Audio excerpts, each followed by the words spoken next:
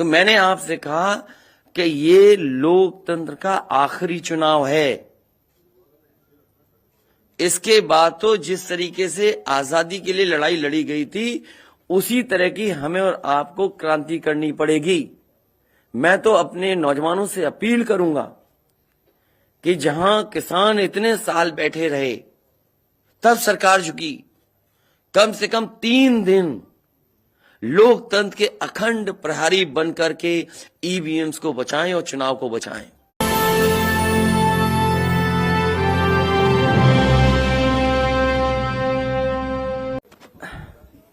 मैं आप सबका धन्यवाद देता हूं।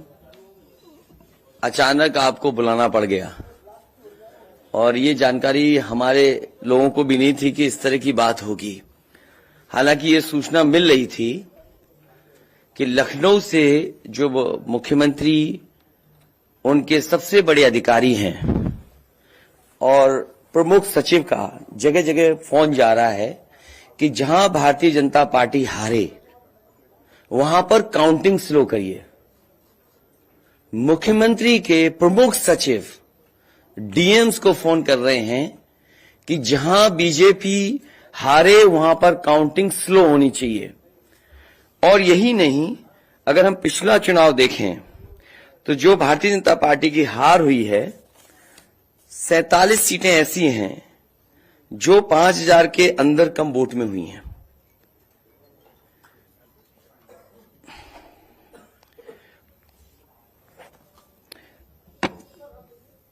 सैंतालीस सीटें ऐसी हैं पिछले चुनाव की जहां पर 5000 वोट के कम फासले से भारतीय जनता पार्टी जीती है।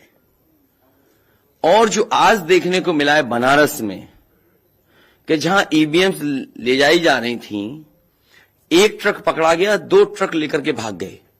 अगर सरकार चोरी नहीं कर रही थी, ये वोट की चोरी जो नहीं कर रही थी, तो कम से कम बताए कि एक गाड़ी रोक ली, पकड़ी गई, लाइव है, अभी भी हम लाइव देख सकते हैं।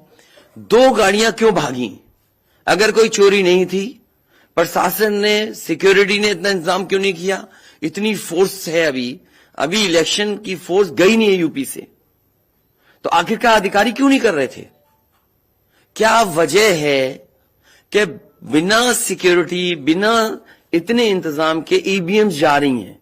और ईवीएम्स के बारे में ये मानना है कि किसी भी वेयर हाउस में रखी हो या किसी भी स्ट्रांग रूम में रखी हो, तो बिना प्रत्याशी के जानकारी के आप मूव नहीं कर सकते हैं। अगर आपको ईवीएम्स को मूव करना है तो कम से कम जो प्रत्याशी चुनाव लड़ रहे हैं उनकी जानकारी में होना चाहिए। और सोचिए, मुख्यमंत्री आवास से प्रमुख सचिव, मुख्यमंत्री जगह जगह फोन कर रहे हो और डीएम्स को बता रहे हो। ये घबरा गए उसी दिन जिस दिन अखबारों में कुछ जगह आया कि कहीं पार्क की सफाई हो रही है, कहीं घर की सफाई हो रही है। और आप में से वो लोग हैं जो जमीन पर घूमे, जो जमीन पर चुनाव चल रहा है, वो भारतीय जनता पार्टी के खिलाफ था। जनता के अंदर नाराजगी थी। ये जो कल एग्जिट पोल आए हैं, मैं एग्जिट पोल पर बोलना नहीं चाहता था, लेकिन जो एग्जिट पोल आए हैं वो कहीं ना कहीं परसेप्शन ये क्रिएट करना चाहते हैं कि हां, भारतीय जनता पार्टी जीत रही है, जिससे वो चोरी भी करें अगर, वो भी ना पता लगे कि हां चोरी हुई है। इसीलिए अगर हमने वोट दिया है, तो मैं अपने नौजवानों से, किसानों से और आम लोगों को कहूंगा कि उतनी हमारी जिम्मेदारी बनती है कि वोट को हम बचाएं। अगर वोट नहीं गिना जाएगा तो लोकतंत्र कहां जाएगा? और ये लोकतंत्र की आखिरी लड़ाई है। मैंने कई बार कहा कि उत्तर प्रदेश का चुनाव लोकतंत्र की आखिरी लड़ाई है। इसके बाद तो जनता को क्रांति करनी पड़ेगी, तभी बदलाव आएगा। इसलिए मैं अपने पार्टी के लोगों से और जो सच्चे ईमानदार, सच्चे सिपाही हों, सच्चे अधिकारी हों, सच्चे पत्रकार हों, कम से कम आगे आए और लोकतंत्र को बचाने के लिए खड़ा हों। और मैं अपनी पार्टी के लोगों से कहूंगा कि जब तक काउंटिंग न हो जाए, तब तक कम से कम ये नजर रखें और लगातार निगरानी रखें कि कैसे वोट बचाया जा सकता है, कैसे जहां पर मशीनें रखी हैं कोई किसी का आना जाना ना हो। ये लोकतंत्र के लिए बहुत ही खतरे का समय है। जो दल हार गया, अब उसके बस में यही है जो अब करने जा रहे हैं। ये जितने कुछ एग्जिट पोल हुए हैं वो इसीलिए हुए हैं कि अगर वो चोरी भी करें तो शायद नजर ना आए। अब ईवीएम्स पकड़ी गई हैं, बहाना कोई ना कोई अधिकारी बताएंगे कि हम ईवीएम्स इसलिए ले जा रहे थे। आखिरकार फोर्स के साथ क्यों नहीं ईवीएम्स जा रही थी? ये तो ईवीएम की एक बनारस की जो अभी भी लाइव चल रहा है वो घटना है। बरेली में एक स्ट्रांग रूम से बाहर नगर पालिका की कचड़े की गाड़ी में, जिसका नंबर यूपी 25 DT 9166 में 3 बक्से सील पकड़े गए, जो सील बक्से थे। एक बक्से में सादा बैलेट पेपर था तथा 2 बक्से में मोहरें, रजिस्टर तथा सील करने वाला सामान था। करीबन 500 बैलेट पेपर पकड़े गए। इसी तरह सोनभद्र का है कि सोनभद्र में भी बड़े पैमाने पे चीजें पकड़ी गई। वो भी लोग समझ में आ गया तो उन्होंने देखा, एसडीएम को रोका। एसडीएम घोरावल जनपद सोनभद्र में खाली मत पर अपनी गाड़ी से पॉलिटेक्निक कॉलेज ले जाते हुए पकड़े गए। क्या सफाई देगी सरकार? इसीलिए मैंने कहा प्रमुख सचिव मुख्यमंत्री आप जानकारी कर लें। अगर आपके डीएम्स कोई जानकार हैं, उन्होंने खुद बताया है कि वहां से लखनऊ से फोन आ रहे हैं कि जहां पर भारतीय जनता पार्टी हार रही हो वहां पर काउंटिंग स्लो हो और रात तक काउंटिंग लेकर के जाइए।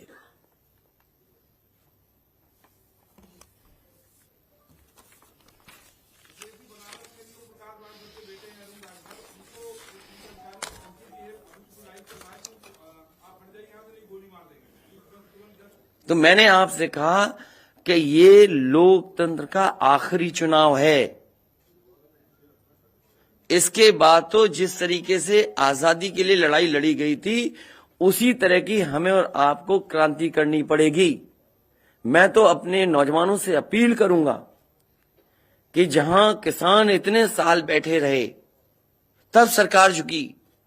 कम से कम 3 दिन लोकतंत्र के अखंड प्रहरी बनकर के ईवीएम्स को बचाएं और चुनाव को बचाएं। मैं किसी डीएम का इसलिए नहीं मानूंगा। डीएम कौन होता है? अगर प्रमुख सचिव मुख्यमंत्री फोन करेगा, डीएम क्या कर सकता है? डीएम की क्या हैसियत है? ये फिर जो प्रत्याशी लड़ने रहे थे उनको आखिरकार डीएम ने क्यों नहीं बताया? डीएम अगर ये जवाब दे रहा है तो उस डीएम से पूछिए कि डीएम ये बताओ कि तुमने जो प्रत्याशी चुनाव लड़े थे उसके बारे में क्यों नहीं बताया उन प्रत्याशियों को?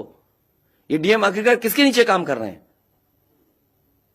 और बनारस जैसी पोस्टिंग किसी डीएम को मिली होगी, इस डीएम को मैं भी जानता हूं। जब पहली पोस्टिंग मैंने मुजफ्फरनगर दी थी, मैं नहीं जानता ये डीएम कौन है, किसकी सिफारिश पे ये मुजफ्फरनगर पहली बार गया था। बेईमानी करा रहा है ये डीएम। और जवाब ये डीएम का कि ट्रेनिंग के लिए जा रहे हैं। तो आखिरकार पॉलिटिकल पार्टीज को क्यों नहीं जानकारी दी? क्या जवाब है उनके पास इसका? और जब बाकायदा गाइडलाइन लिखी हुई है यहां पर कि आप ईवीएम्स का मूवमेंट नहीं कर सकते, आप कैसे ईवीएम का मूवमेंट कर रहे हैं? आप पूछिए जो दिया बयान। अरे भाई, मैं तो कह रहा हूं किसी आपने जो पॉलिटिकल चुनाव लड़ रहे हैं उनके बारे में क्यों नहीं बोल रहे हैं आप? और आप भी डीएम की बात को मानते हो। वो वर्जन इसलिए बोल रहे हैं क्योंकि सरकार एक भाषा बोलेगी, ऊपर से नीचे तक भाषा एक बोलेगी। आप बताइए, जब समाजवादी सरकार का चुनाव था, इलेक्शन कमीशन ने जो शिकायत की उस अधिकारी को हटाया गया? आज इलेक्शन कमीशन ने किसी अधिकारी को हटाया हो? एक अधिकारी अगर इलेक्शन कमीशन हटाया हो तो बता दो। मुझे कोई उम्मीद नहीं। इसीलिए मैं कह रहा हूं कि लोगों को लड़ना पड़ेगा। अगर लोकतंत्र बचाना है तो कहीं ना कहीं तैयारी करनी पड़ेगी लोकतंत्र बचाने के लिए। जो गाइडलाइन है, आज जो बैलेट पेपर पकड़े गए हैं सोनभद्र में, जो बैलेट पेपर पकड़े गए हैं आपके बरेली में, जिस तरह ईवीएम्स को ले आया जाता है, ये सवाल बड़ा है। अधिकारी वही भाषा बोलेंगे जो उनको बोलने के लिए सरकार कहेगी। वो नहीं चाहते कि ओम प्रकाश राजभर जी क्या भूल गए? इलेक्शन कमीशन याद नहीं है? ओम प्रकाश राजभर जी नॉमिनेशन के लिए गए, इनको अपमानित नहीं किया गया? क्या प्रशासन कार्रवाई कर रहा था? स्वामी प्रसाद मौर्य जी के साथ क्या व्यवहार हुआ? कोई भूल जाएगा इन बातों को? और चुनाव भर में क्या भाषण दें, क्या भाषा का इस्तेमाल था। हर जगह डराने का काम जनता को। ये अलग बात है, कम से कम इलेक्शन कमीशन को ये देखना चाहिए, खुलेआम जनता देख रही है, आज के जमाने में लाइव है कि किस तरीके से ईवीएम्स को ले आया जा रहा था। चुनाव आयोग को सबसे पहले जिलाधिकारी बनारस पे कार्रवाई करनी चाहिए कि आखिरकार उसने किसी को कॉन्फिडेंस में क्यों नहीं लिया। अगर मशीनें जा रही थी तो प्रत्याशियों को क्यों नहीं बताया गया, पॉलिटिकल पार्टीज को क्यों नहीं जानकारी दी गई। अगर ये गाइडलाइन में है कि नहीं है इलेक्शन कमीशन के, आप ईवीएम्स को एक जगह से दूसरी जगह मूव करा रहे हैं, आखिरकार इसके लिए जिम्मेदार कौन है। आप ईवीएम लेकर जा रहे हैं, अब 2 दिन की बात है, काउंटिंग होनी है।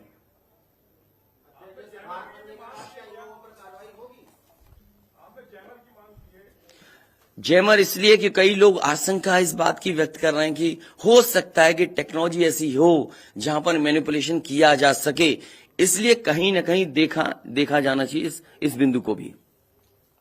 भारतीय जनता पार्टी के नेता लगातार कह रहे हैं कि ओम प्रकाश राजभर हो, स्वामी प्रसाद मौर्य हो, संजय चौहान हो, या जो कहें कि आपके साथ जो लोग आपके चुनाव में आपके साथ आए, आपके साथ चुनाव लड़े, उनको चुनाव नहीं जीतने देंगे, उनको चुनाव किसी भी कीमत पर हम हराएंगे। तो यही तो तरीका है, जो लड़ रहे हैं उनके बेटे ही तो लड़ रहे हैं चुनाव, जहां की ईवीएम्स पकड़ी गई हैं। और भविष्यवाणी एग्जिट पोल में कैसे आ सकती है। पॉलिटिकल लीडर्स जो बातें कहें, सत्ता के लोग बैठे हुए, वो एग्जिट पोल में कैसे दिखाई दे रहा है। प्रशासन और सरकार की जो चोरी है इसमें एग्जिट पोल के टेलीविजन चैनल शामिल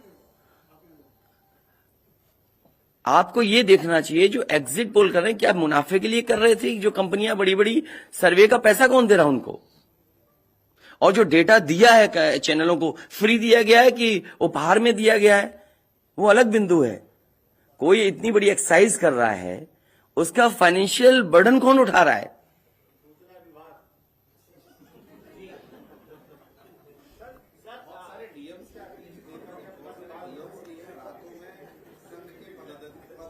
ये तो बातें, ये सच कह रहे हैं आप, जो बात, ये जो सवाल के रूप में जानकारी दे रहे हैं, ये सच्चाई है। जो आप सवाल के रूप में दे रहे हैं, ये सच्चाई है। आप बताइए, इनके साथ गलत व्यवहार हुआ, क्या कार्रवाई की प्रशासन ने, वीडियोज हैं सबके। जब ये नॉमिनेशन के लिए गए आप, क्या वीडियो अवेलेबल नहीं है, क्या कार्रवाई हुई उसमें। स्वामी प्रसाद मौर्य जी के ऊपर जो अटैक हुआ, उसमें क्या कार्रवाई हुई।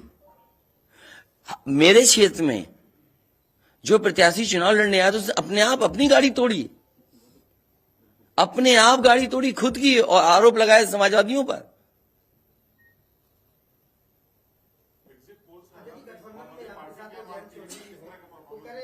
क्या करेंगे जब वोट को लेंगे, आगे वो कह रहे हैं शांतिपूर्ण मतगणना के लिए उन्होंने अपील की है। नहीं, शांतिपूर्ण मतगणना के लिए तो हम भी अपील कर रहे हैं, लेकिन सावधान रहें। अगर वोट दिया है तो वोट को बचाए भी तो सही।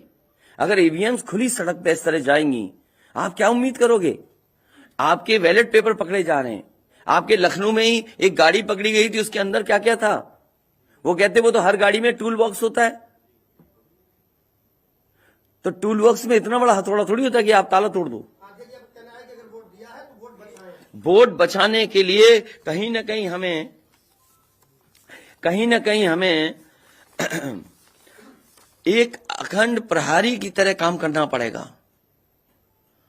और अगर हमारे किसान इतने दिनों बैठ सकते हैं, अब तो 3 दिन की बात है, 3 दिन तो बैठना ही पड़ेगा, नहीं तो ये प्रशासन के लोग बैठ करके चोरी करा देंगे। और मामूली चोरी है वोट की, ये लोकतंत्र के साथ है। लोगों को ये भूलना नहीं चाहिए आपके पड़ोसी देशों में क्या हो रहा है।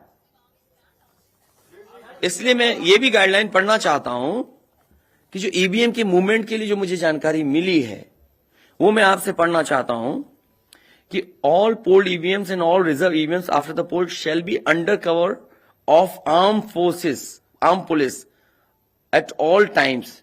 Reserve EVMs should also be returned at the same time when the polled EVMs are returned at the receipt center. Reserve EVMs shall not be kept in the strong room meant for polled EVMs.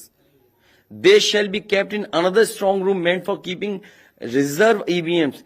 it must be ensured that all reserve EVMs are also deposited in the strong room meant for reserve EVMs at the same time when the polled EVMs are deposited in the strong room meant for the polled EVMs. तो EVMs के लिए बिल्कुल clear कहा गया है कि कैसे क्या होना है. और भाई जांच भी कौन करेगा? अगर डीएमई जांच करेगा तो क्या उम्मीद करोगे आप उसके लिए? इसके आगे जो पॉलिटिकल पार्टी हम तय करेंगे क्या करना है. अगर हमें कोर्ट का भी सहारा लेना पड़ेगा, लेकिन उससे पहले हम अपने पार्टी के कार्यकर्ता नेताओं और जो हमारे सच्चे पत्रकार, सच्चे पुलिस फोर्स में लोग हैं या वो लोग हैं, उनसे भी मेरी अपील होगी कि कम से कम लोकतंत्र को बचाने के लिए आगे आए. कोर्ट से पहले मैं आप लोगों के माध्यम से अपील करना चाहता हूं, ऐसे तमाम लोग जो लोकतंत्र को बचाना चाहते हैं वो कम से कम आगे आए.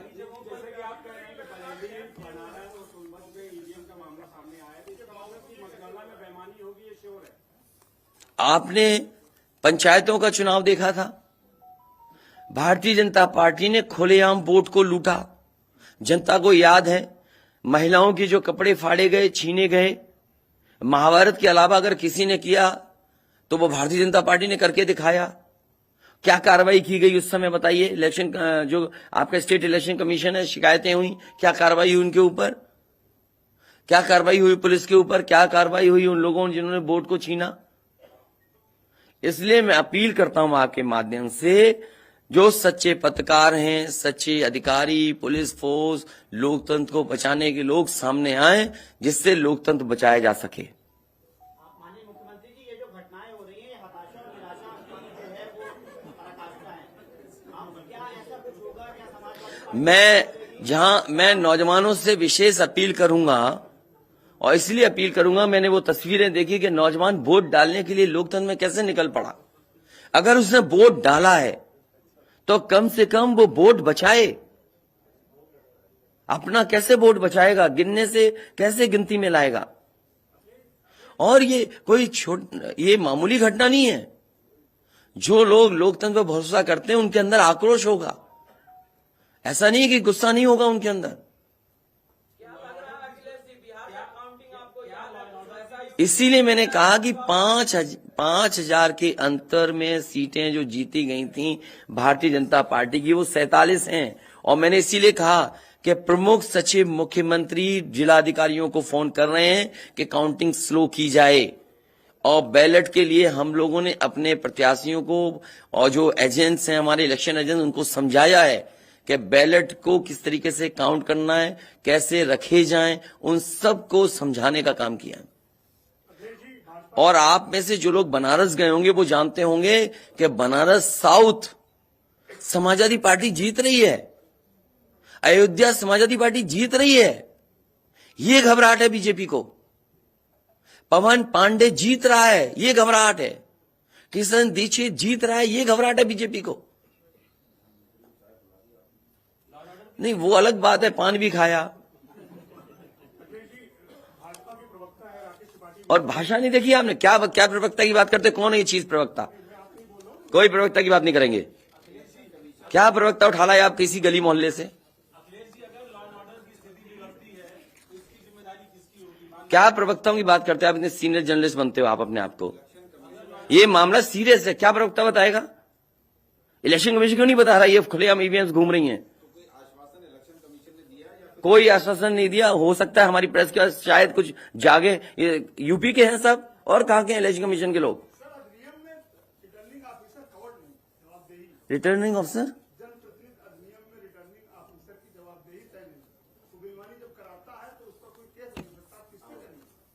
अब ये तो हमें भी जानना पड़ेगा कि क्या करें. इसीलिए मैंने कहा कि हम तैयारी से रहिए. ऐसे तो किसी पे कार्रवाई नहीं कर सकते. हाँ, जिम्मेदारी तो अच्छा इलेक्शन कमीशन की जिम्मेदारी है कि निष्पक्ष चुनाव. इतना बड़ा कमीशन हम क्यों कह रहे हैं कि इलेक्शन कमीशन की जिम्मेदारी है? क्यों उसको इंडिपेंडेंट बनाई गई ये बॉडी? ये सब जो आपके माध्यम से हो रहा है वो सब लाइव है. जो ये चीजें हो रही हैं सब लाइव है. सब शिकायतें की जाएंगी, सब देंगे. अभी तो अभी कहो तो अभी लाइव दिखा दें. जब आपको बुलाया है, मैंने तकलीफ दी आपको, इसके बाद हम लोग अपना लिखेंगे.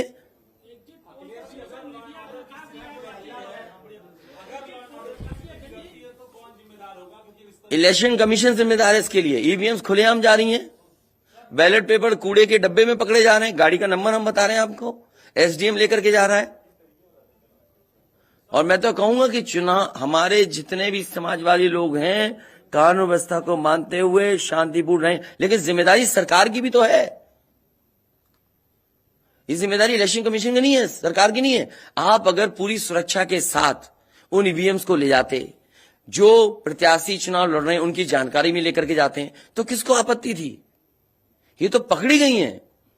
अगर चोरी पकड़ी गई है तो चोरी पकड़ी को पे आप कानून व्यवस्था की बात करोगे? आप तो नहीं सुनी जाएगी। तो समाजवादी पार्टी हर रास्ते को अपनाएगी जहां पर लोकतंत्र को बचाया जा सके। वो जरूरी है। जहां जहां चुनाव हुए हैं, बंगाल में, तमिलनाडु में या किसी भी प्रदेश में, प्रत्याशी और उनके लोगों ने जगह जगह बैठ करके दिन रात पहरा दिया है। अखिलेश जी, निष्पक्ष तरीके से अगर चुनाव होता है तो समाजवादी पार्टी कितनी सीटें आने की उम्मीद है? मैं अभी भी कह रहा हूं, टारगेट हमारा फिक्स था, हमारा गठबंधन 300 के करीब पहुंच जाएगा।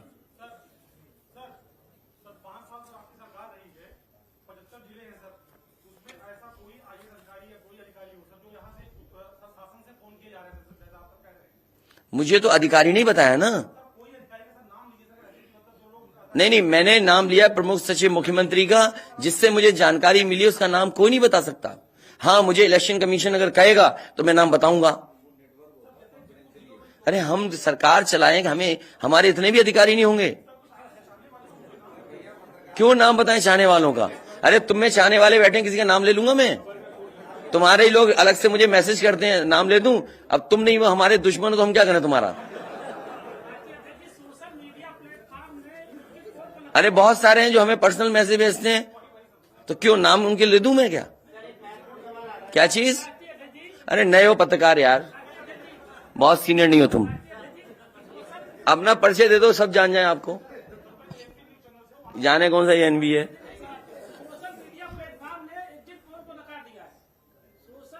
इसीलिए मैं कह रहा हूं आपसे कि एग्जिट पोल है कि जो चोरी करी जाए उसको ढका जा सके।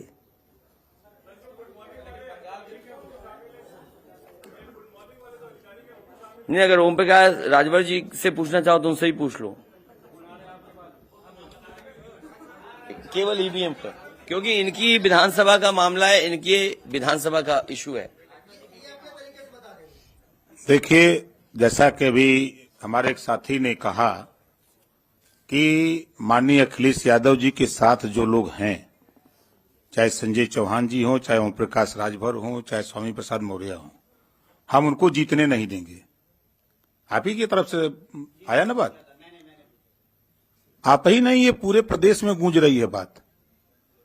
और भारतीय जनता पार्टी हम लोगों के गठबंधन से घबरा गई है और बनारस जैसे प्रधानमंत्री जी अपनी इज्जत बचाने के लिए गली गली घूमे हैं। ये मैं कह रहा हूं, गली गली घूमे हैं। जिलेवार 75 साल की आजादी में 70 साल से उठ पड़ रहा है। पहले हमारे देश के प्रधानमंत्री हैं जो जिलेवार रैली किए हैं। अगर गलत कह रहा हूं तो बताओ। पहले प्रधानमंत्री हैं और पहली बार मैं देख रहा हूं इतनी बड़ी दुश्मनी।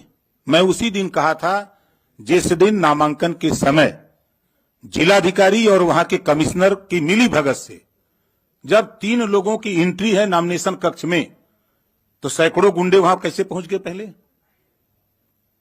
सवाल वहीं खड़ा होता। उसी दिन मैंने कहा था आप लोगों के सामने पेश करके लखनऊ कि डीएम बनारस और कमिश्नर के होते हुए निष्पक्ष चुनाव नहीं हो सकता। आज खुलासा हो गया। जब चुनाव आयोग की गाइडलाइंस है कि चाहे खाली ईवीएम हो चाहे कोई ईवीएम, अगर वहां स्ट्रांग रूम से निकालना है तो वो वहां चुनाव लड़ने वाले उम्मीदवारों को सूचना दे, तब उसके बाद वो वहां से ले जा सकता। और प्रशासन की निगरानी में। और 3-3 गाड़ियां भाग रही हैं। शायद हमारे लोग वहां नहीं होते। 2 गाड़ी तो चली गई, एक गाड़ी जबरी जब खड़ा हो गया किसी तरह जान बचा के तो रोका, तुरंत उसके चारों टायर का हवा निकलवा दिया हमने। निकालो नहीं तो ये भी ढकेल के लेके चले जाएंगे। वही देखिए, दिख रहा है ना इतनी ईवीएम मशीनें कैसे वहां आई। सवाल तो इस बात का है। तो देखिए, वहां के जिलाधिकारी और कमिश्नर जो वहां हैं, इन पे हमारा खुद भरोसा नहीं है। और जाको राखी साइयां मार सके न कोई, बाल न बांका कर सके बैरी जग सारा हो। 10 मार्च को 10 बजे देख लीजिएगा, पहले राउंड की जब बैलेट पेपर की गिनती होगी पहले चक्र की, तो समाजवादी पार्टी गठबंधन का रुझान जो आएगा वो 400 सीटों का आएगा, 400 से भी ज्यादा आ सकता है। आपके सामने 10 को देखिएगा, रुझान जो बैलेट पेपर का आएगा वो 400 से भी ज्यादा आएगा। लेकिन भारतीय जनता पार्टी घबराहट है, वो लगे हैं कि ईवीएम से हेरफेर कर देंगे, तो हम लोग भी वहां लगे हैं ईवीएम ठीक करने में। हम लोग भी घेर ही लिए हैं, नहीं थे तो लेके भागी गए थे। तो इनसे हम लोग डरने वाले नहीं है। हमारे गठबंधन के सभी नेता कार्यकर्ता, हमारे सभी साथी लगे हैं, पूरी किलेबंदी है। जो भारतीय जनता पार्टी की सोच है, ये 1 कदम चलते हैं तो हम 10 कदम आगे निकल के चलते हैं। हम इनको 3 साल पहले ही बता दिया कि सत्ता से बेदखल करूंगा। आप लोग भी नहीं मान रहे थे कि मान रहे थे? नहीं मान रहे थे। और आज प्रश्न खड़ा हो गया ना। मैंने कहा 27 अक्टूबर 2021 को कि माननीय अखिलेश यादव जी को मुख्यमंत्री बना के दिखाऊंगा, और 10 मार्च को देखिएगा जब टीवी पर चलेगा आप लोगों की स्क्रीन पर, सब समझ में आ जाएगा सबको। यही हताशा और निराशा है कि ईवीएम जो है ये इधर उधर कर रहे हैं, लेकिन कुछ कर नहीं पाएंगे। हम लोग भी अलर्ट हैं। ऐसी ही बड़ी खबरों को देखने के लिए जुड़े रहिए हमारे साथ न्यूज़ टाइम भारत।